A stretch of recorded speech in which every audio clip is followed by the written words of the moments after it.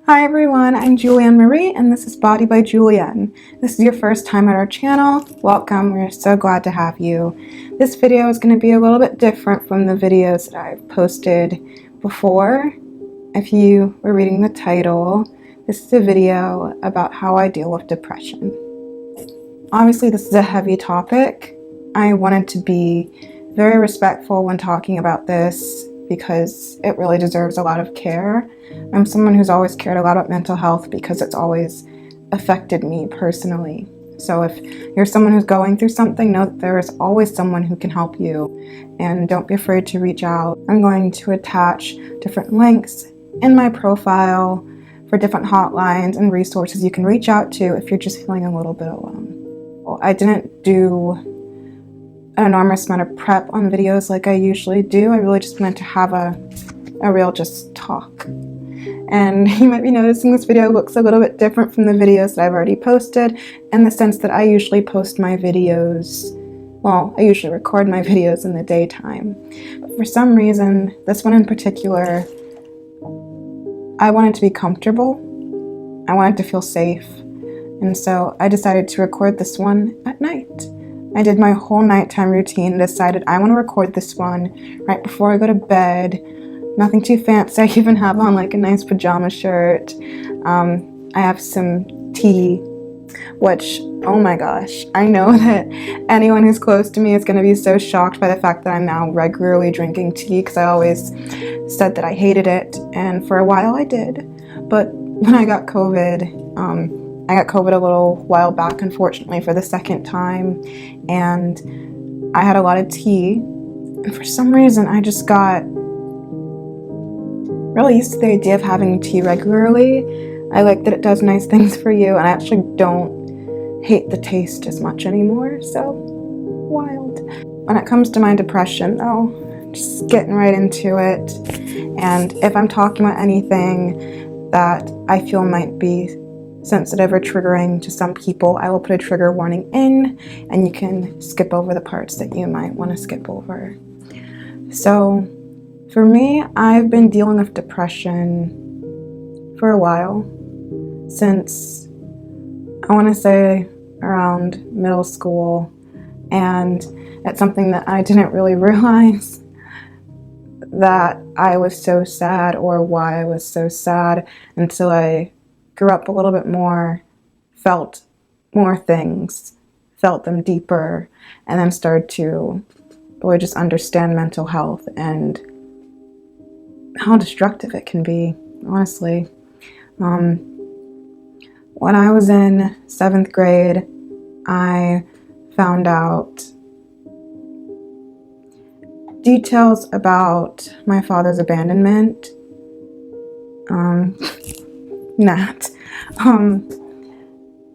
He abandoned me from a young age, and it really affected me. I have abandonment issues, trust issues, intimacy issues of just like getting close to someone. I shut myself off from people when it comes to specifically romantic things because I don't trust people. It's really hard for me. And when it comes to the friendships that I have, my close friends, I think the reason why I love my friends so much is because they really help me deal with things like that. And when I start to feel alone, I have my best friends. And I am so thankful of the people that I have in my circle. And I would say that when it comes to depression and dealing with it, having that circle, having people with you that care about you, maybe more than you care about yourself, that's what's going to get you through. That's what gets me through. It's what makes me feel more of a worthy person. You need people that are going to hype you up and show you love and let you be sad. So when I tell people, and I don't tell many people, but certain people that I struggle with depression, they always are so surprised because I'm a very bubbly person. I mean, I'm a double fire sign. But it's easy to use humor, positivity, and light as a mask instead of, how you're actually feeling. And I found with myself,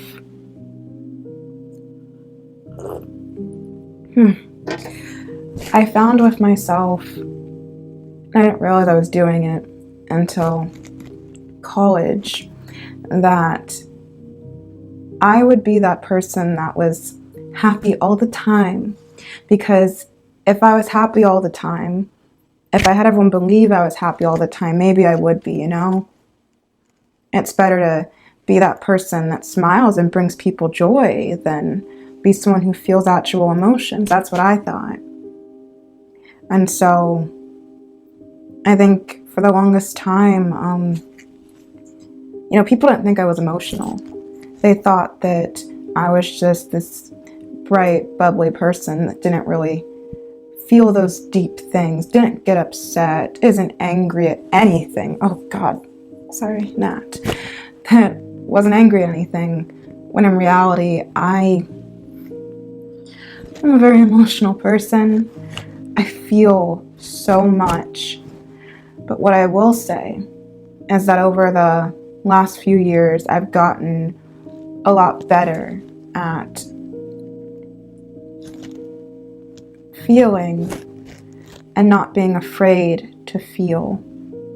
When I was in college, I dealt with a lot of depression because I felt lonely, and it's something that I struggle with when I go to new places, when I have to experience new things. And I love, experiencing new things, but sometimes being in a different environment can just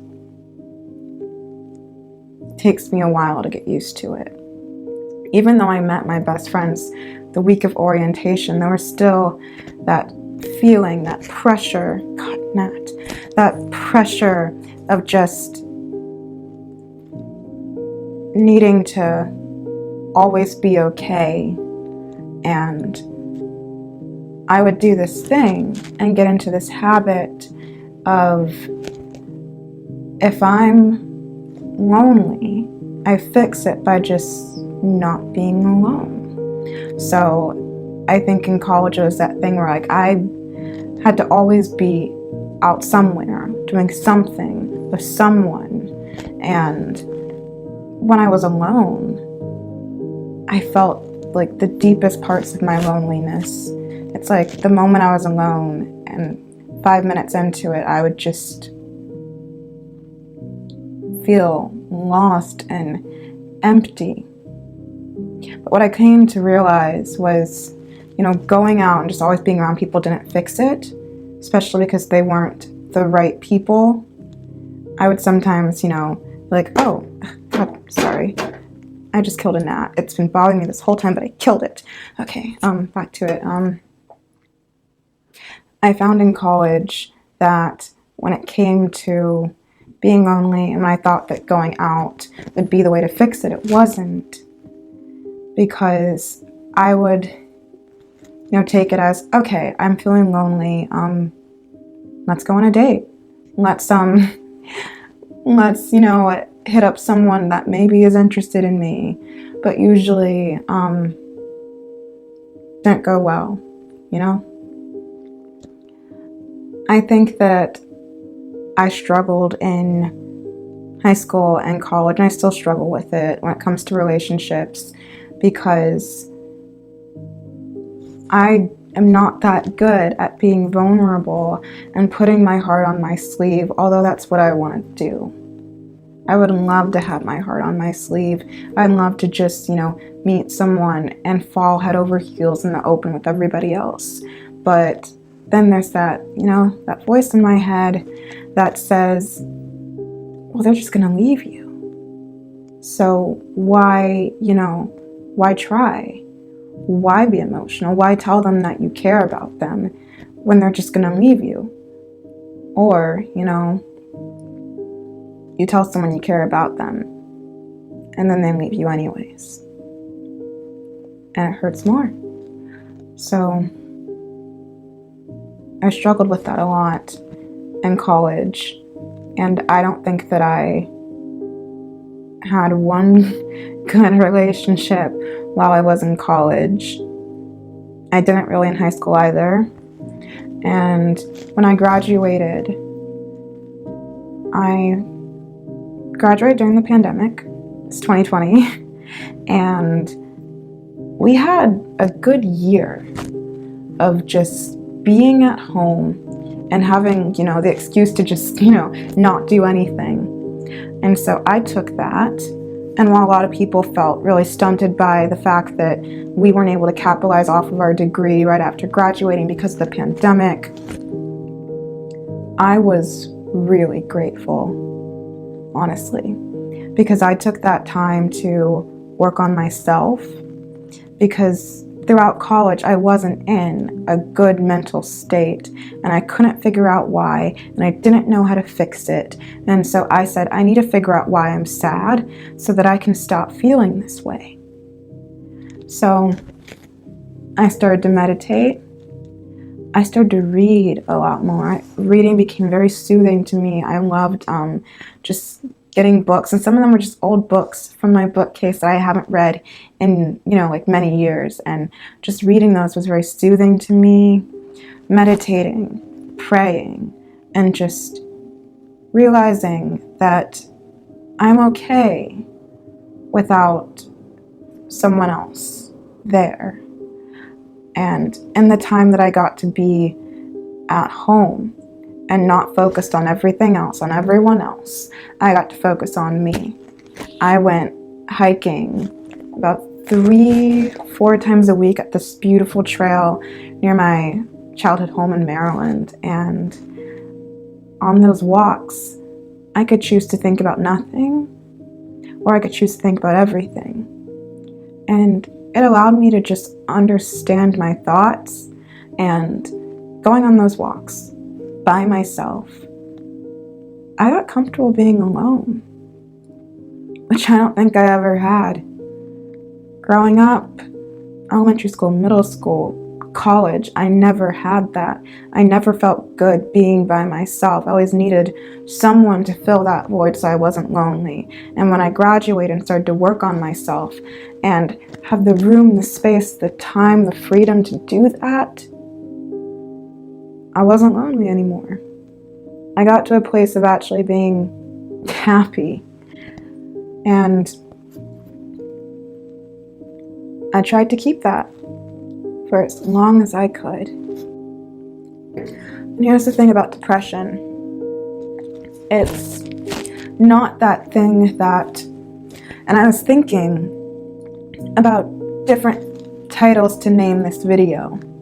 When I first was thinking about this video, I thought I would name it Conquering My Depression. And while I really liked that idea, it sounds bright and victorious. It didn't ring true to me, because can I fully conquer my depression? Here's what it comes down to. Here's the thing about depression. You can deal with it and, not feel depressed anymore. But in my experience, it always can come back.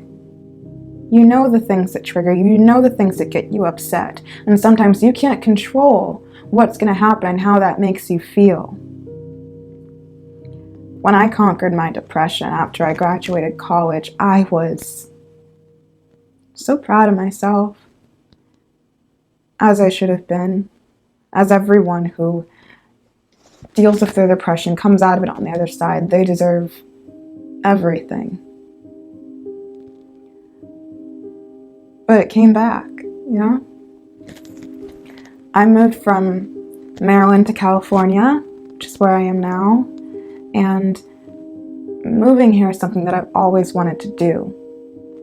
And I'm really happy that I've done it, truly. But it was hard.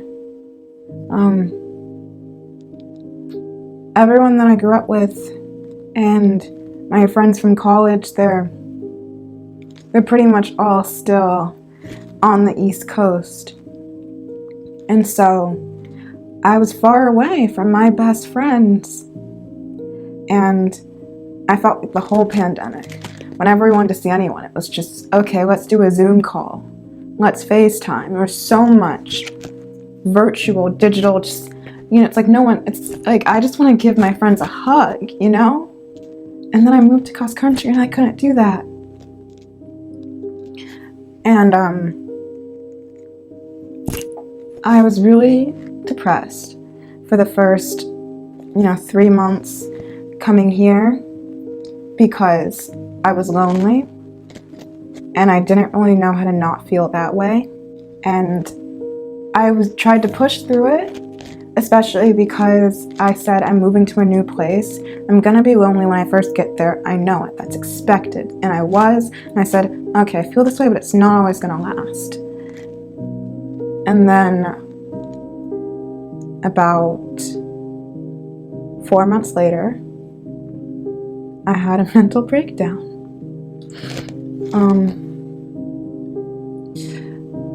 Because I realized I was still feeling that way.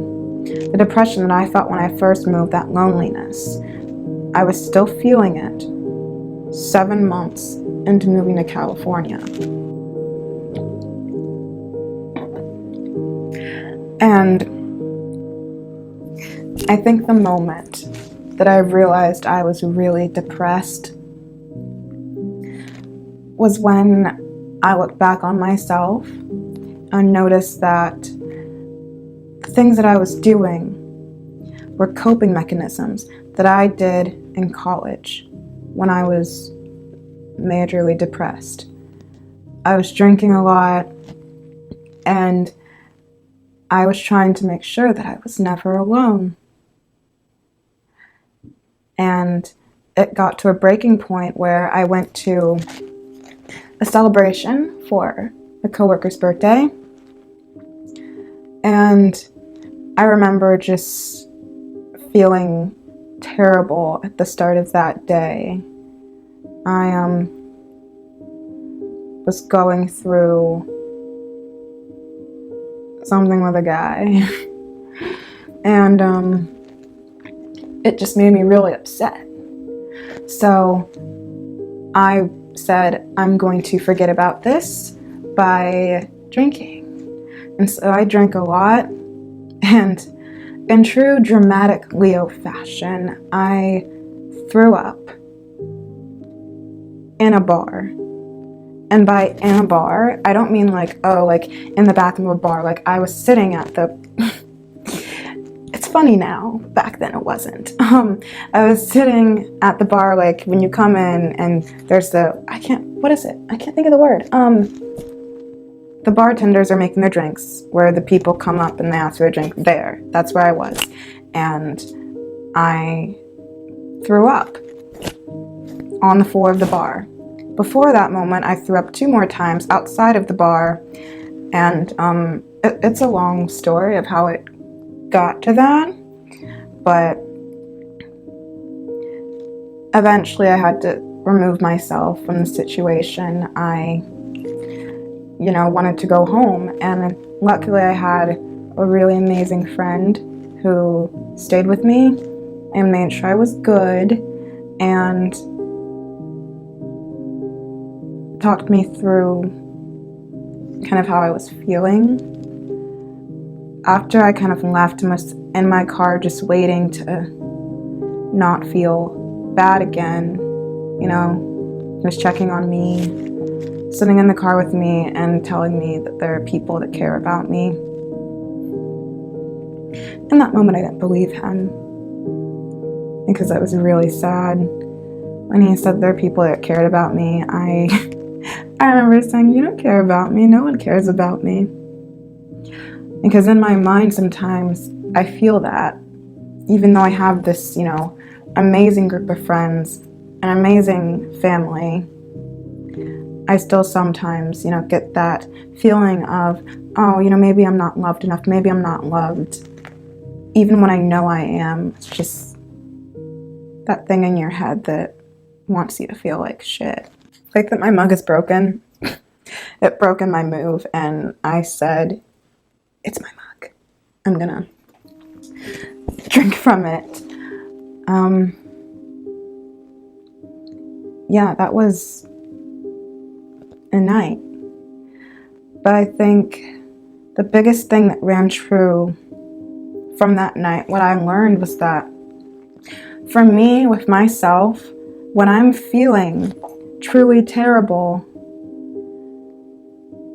I used to have this thing where I would just sit in it. I would sit and being miserable and being sad and hoping that it would just pass on through. And eventually I wouldn't feel that way anymore, which is not the way you should go about that. But that time, the most recent time, and I want to say that was a good maybe 2.5 months ago, my body slowed me down. My body told me, it gave me a wake-up call that allowed me to realize how bad I was feeling so that I can make the changes I needed to make. And that's something that I never really had before. So within itself, I thought that was pretty amazing. To know that for myself, I've built up something within myself that when I'm feeling terrible, when I get to a really dark place, I might just have a wake-up call and snap me back. I didn't really make this video to be like, these are the things that you should do to cope with your depression, or this is what you have to do, because we are all different people. We all feel different things, we cope differently. I can't say that someone else who's dealing with depression is just going to have a wake-up call on their own and that's going to snap them back, because that's just not true.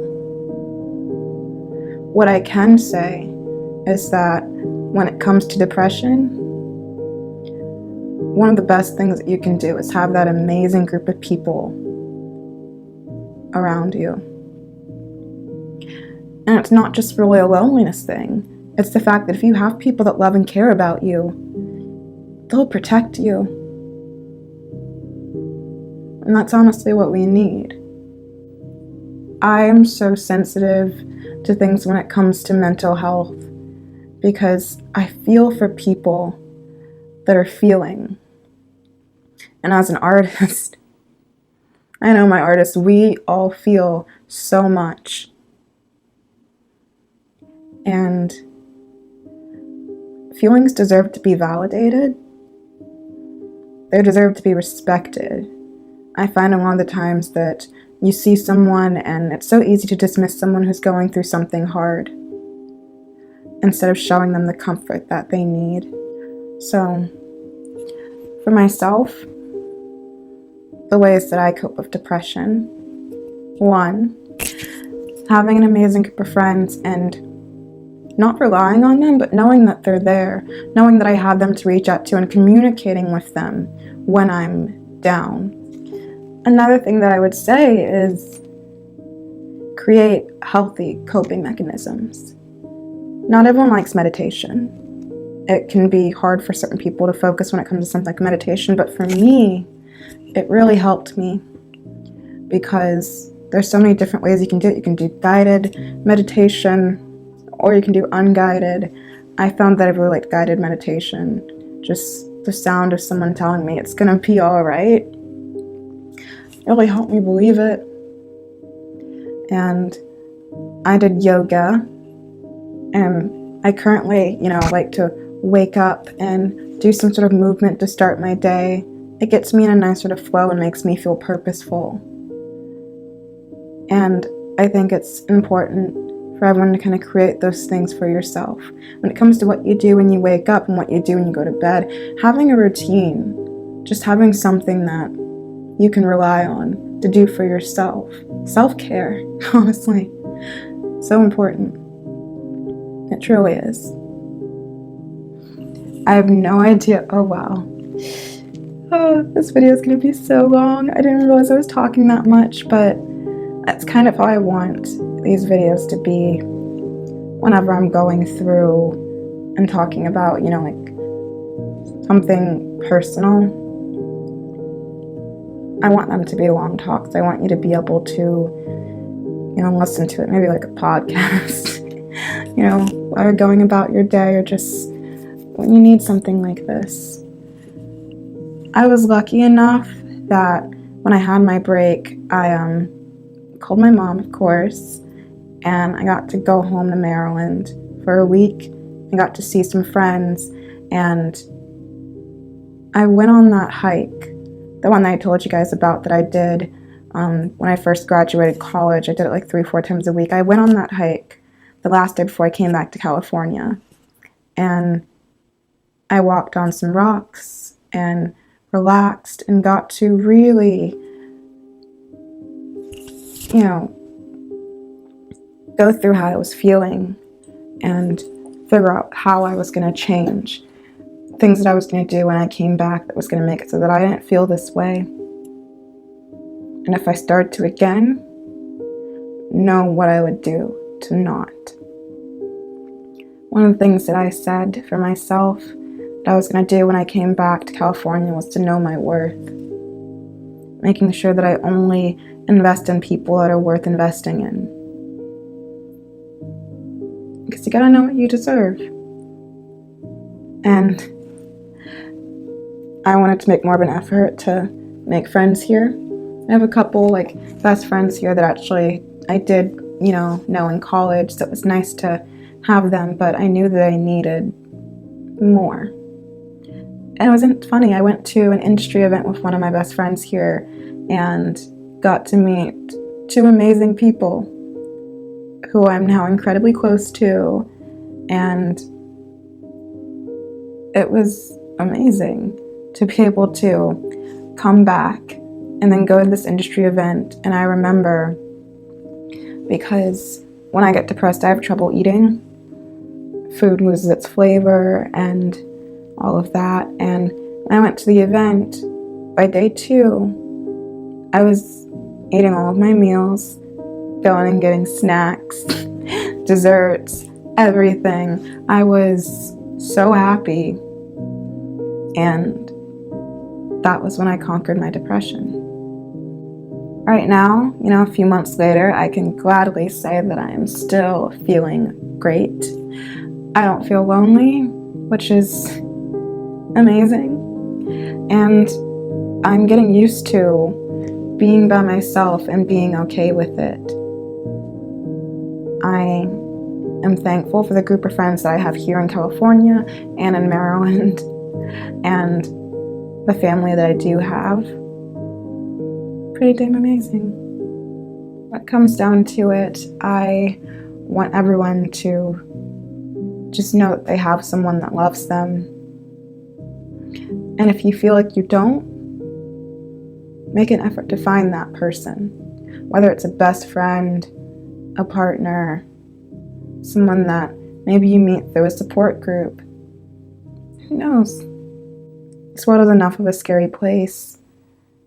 We all just deserve a little bit of love. Something else that I've really gotten accustomed to is just feeling everything again. My emotions, and knowing that it's okay to feel. I love that I can cry so much easily now. It's that thing where usually, when people cry, they're like, oh no, don't cry, no, you're weak. But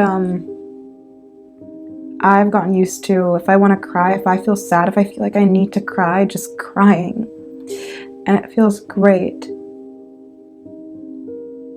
I love that I am comfortable now with feeling. And know that, being sad is okay, because we get sad. And being sad doesn't mean I'm depressed. It just means that I'm, expressing some emotions. Because it's not realistic to be happy all the time.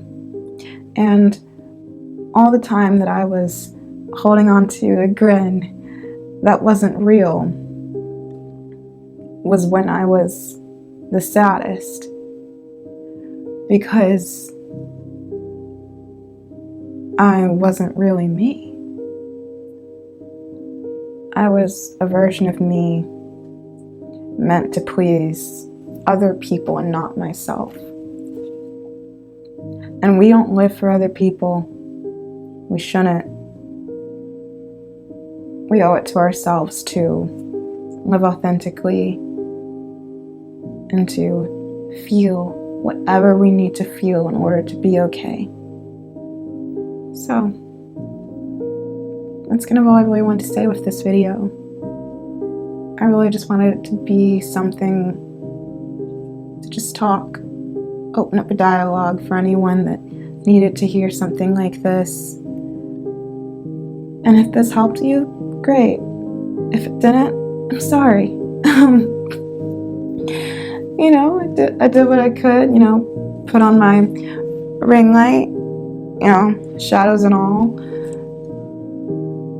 It feels weird to do any sort of promo at the end of something like this, but I am a personal trainer, and if you would like to train with me, you can. The link is going to be in the bio to my website to book with me, and feel free to check me out on social media, on TikTok or Instagram at the Julianne Marie. It was so great having you all here, and I look forward to seeing you next time. I'm going to go to bed, and when you guys are seeing this, it'll be daytime, so go get some sun. Love you all.